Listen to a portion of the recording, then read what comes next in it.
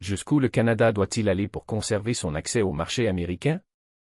Marc Carnet vient d'apporter une réponse, pas jusqu'à sacrifier sa souveraineté économique, commerciale et culturelle.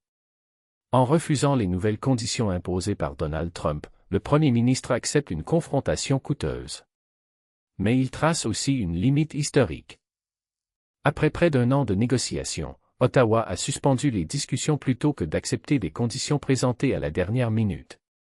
Les exigences américaines auraient réduit la liberté du Canada de conclure des ententes avec d'autres pays, fragilisé l'acier, l'aluminium et l'automobile, et ouvert la porte à une intervention dans les politiques culturelles canadiennes. Pour Marc Carnet, le meilleur accord demeure souhaitable, mais jamais à n'importe quel prix. Le commerce peut faire l'objet de compromis. La souveraineté, non.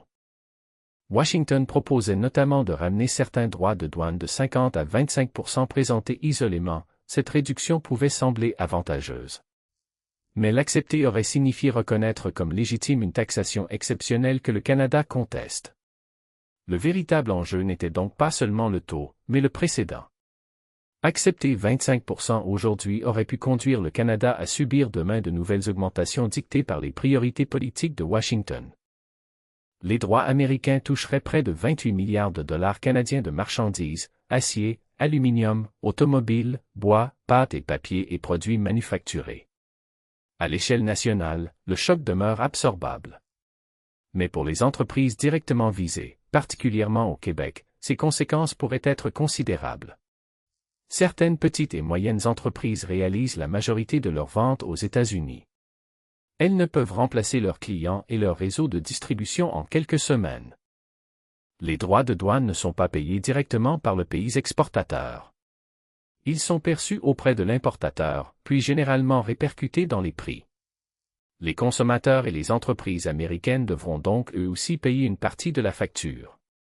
Au Canada, une riposte mal ciblée ferait également augmenter le coût de certains biens et de certaines composantes industrielles. Carnet promet une réponse dollar pour dollar. Cette riposte est politiquement nécessaire, mais elle devra être chirurgicale. Ottawa devra viser les produits pouvant être remplacés par des équivalents canadiens, prévoir des exemptions et soutenir rapidement les travailleurs et les entreprises touchées. Le Canada dispose aussi de leviers stratégiques, contrats publics, énergie, électricité, uranium, potasse, nickel et minéraux critiques.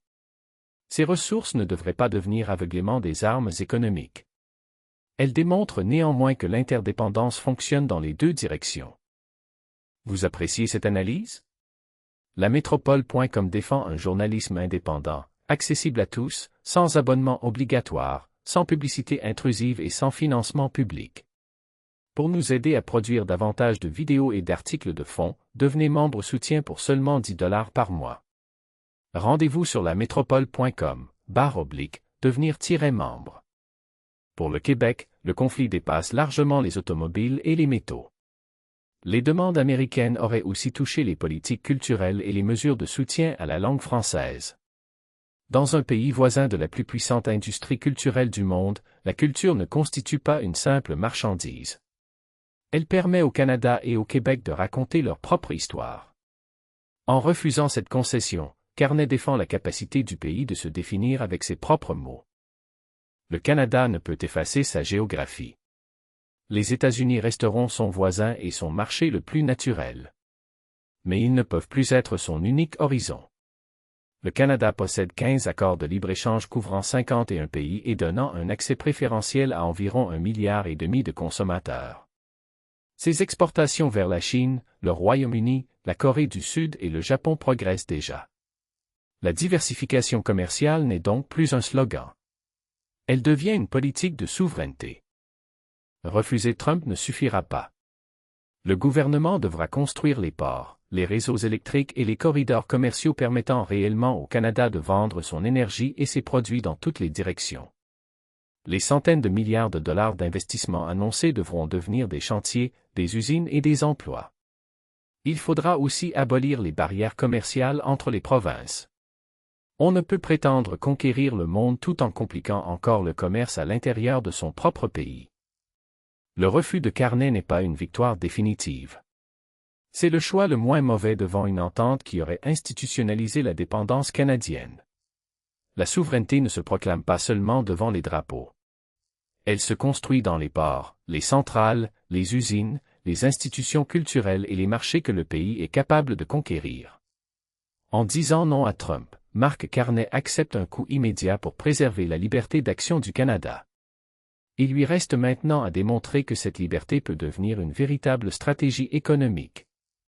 Pour lire cette analyse dans son intégralité, rendez-vous sur lamétropole.com. Si vous croyez, comme nous, qu'une presse libre et indépendante est indispensable à la démocratie, vous pouvez nous aider concrètement. Votre adhésion nous permet de publier davantage d'enquêtes, d'analyses et de vidéos comme celle-ci. Devenez membre soutien pour seulement 10 $ par mois. Cliquez sur le lien dans la description ou rendez-vous sur lamétropole.com/devenir-membre. Merci de soutenir lamétropole.com. Votre contribution donne une voix à un journalisme véritablement indépendant.